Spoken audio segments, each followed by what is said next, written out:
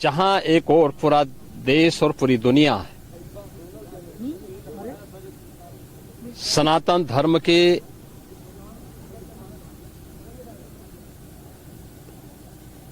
इस सबसे बड़े आयोजन का साक्षी बनकर के गौरव की अनुभूति कर रहा है, प्रफुल्लित है, वहीं दूसरी ओर सनातन धर्म के खिलाफ सपारी लेकर के षड्यंत्र करने वाले तत्वों के द्वारा लगातार शरारत पे शरारत करते हुए झूठ के और असत्य के नित नए प्रतिमान भी गढ़े जा रहे हैं।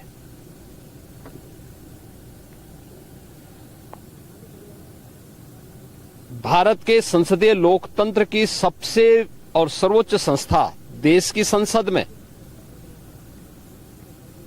कांग्रेस अध्यक्ष श्री मल्लिकार्जुन खड़गे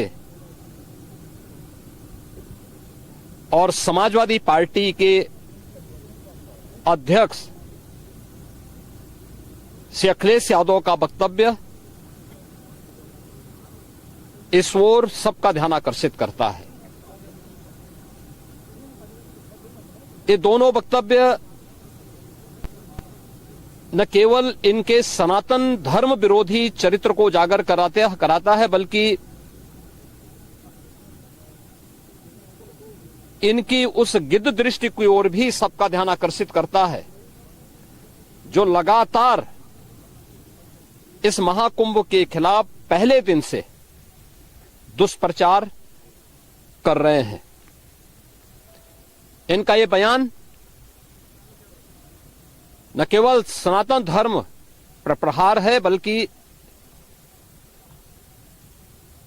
निंदनीय भी है और शर्मनाक भी।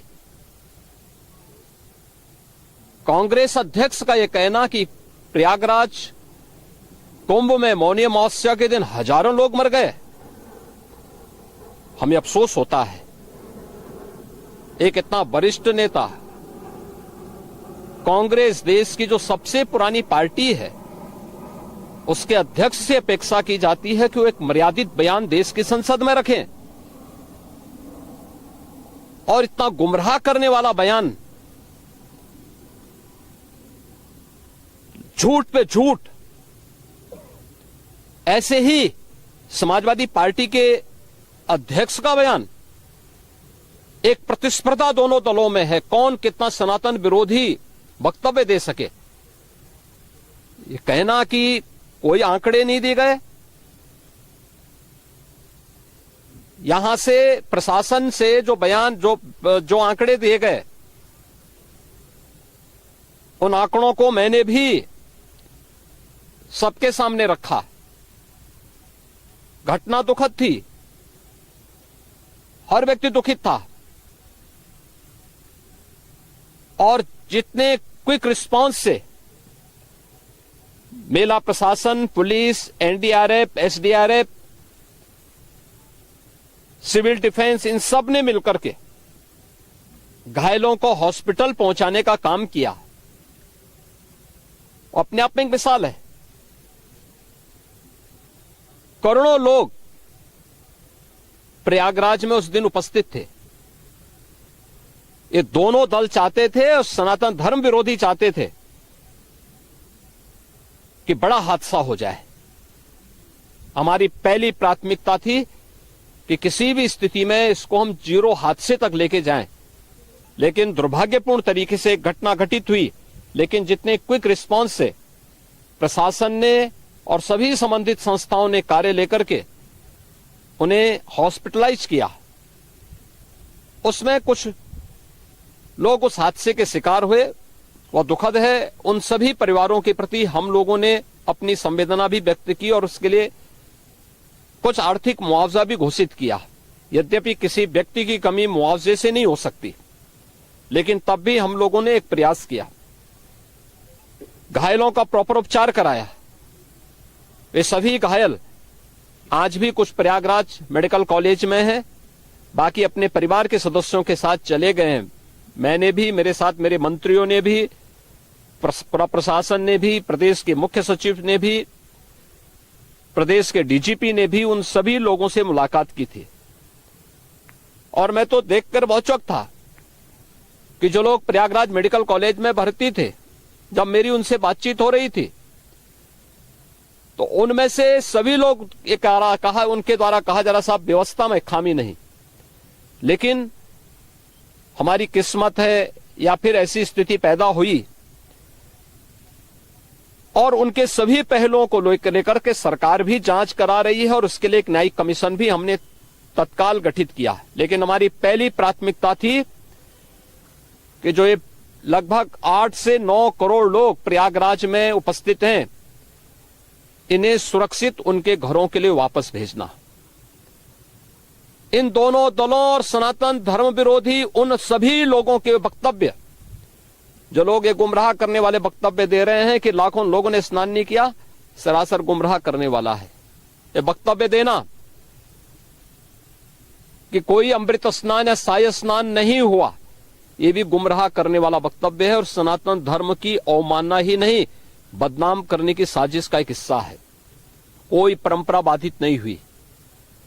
मौनी अमावस्या का स्नान पहले दिन सायकाल 7:30 बजे से प्रारंभ हो गया था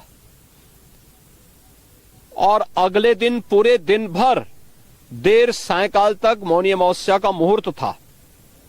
स्वाभाविक रूप से अखाड़ों ने हादसे के तत्काल बाद मेला प्राधिकरण के साथ बातचीत करके अपने स्नान को स्थगित किया था कुछ देर के लिए।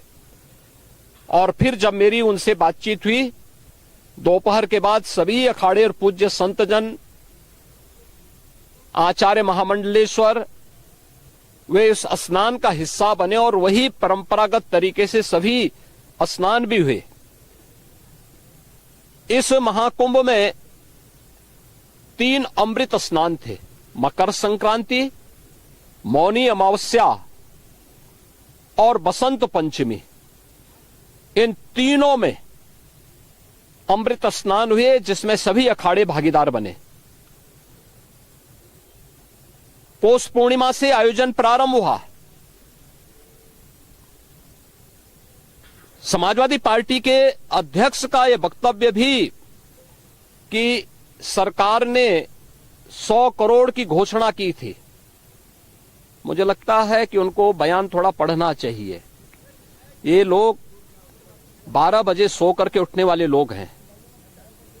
कार्यालय स्टाफ जिस प्रकार का इन्हें नोट बना करके देता है, ये उस प्रकार का वक्तव्य बना करके सामने प्रस्तुत करते हैं और फिर उसके अनुसार उसको लीडर के रूप में नहीं बल्कि एक रीडर के रूप में सबके सामने उस वक्तव्य को पढ़ करके अपनी जगहंसाई करते हैं और राजनेताओं की भी जगहंसाई करते हैं। यही स्थिति मैंने बार बार कहा कि महाकुंभ में 40 से 45 करोड़ श्रद्धालु इस पूरे महाकुंभ के आयोजन में भागीदार बनेंगे।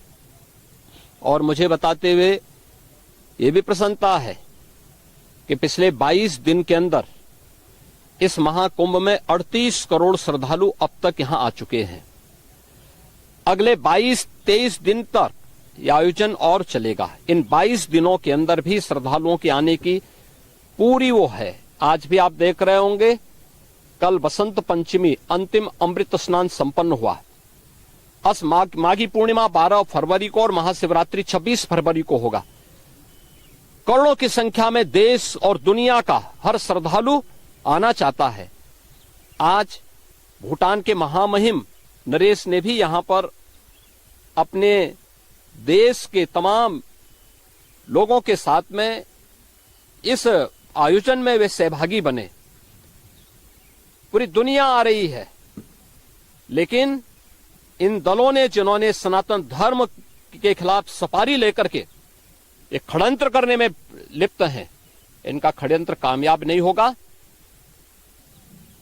29 जनवरी के हादसे की तह में हम लोग जाएंगे, षड्यंत्रकारियों को बेनकाब करेंगे और उन्हें सजा कैसे दिलाई जाती है यह आपने उत्तर प्रदेश के अंदर पिछले 8 वर्ष के अंदर देखा होगा, आगे भी आप इसको देखते रहिए।